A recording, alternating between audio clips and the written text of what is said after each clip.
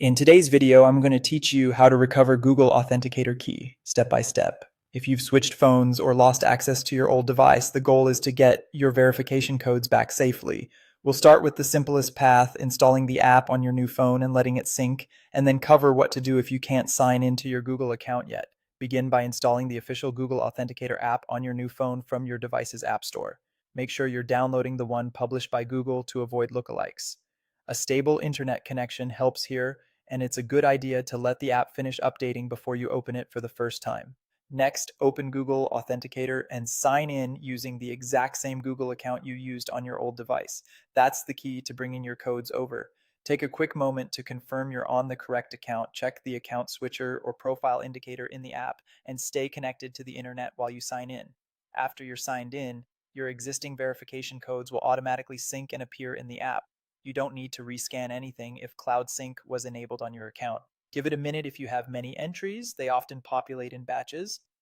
If nothing shows up, verify that you're on the right Google account and that your connection is solid.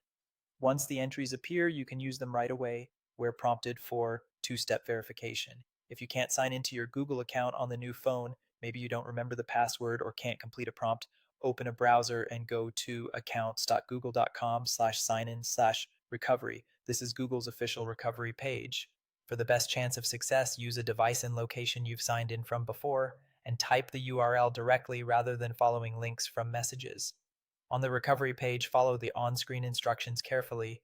You may be asked for the email you're trying to recover, a last password you remember, a code sent to your recovery email or phone, or to approve a prompt on another signed-in device. Answer as accurately as you can, and if you're unsure, provide your best consistent information. Once access to your Google account is restored, return to the Authenticator app on your new phone, sign into that same account, and your codes should sync and appear automatically.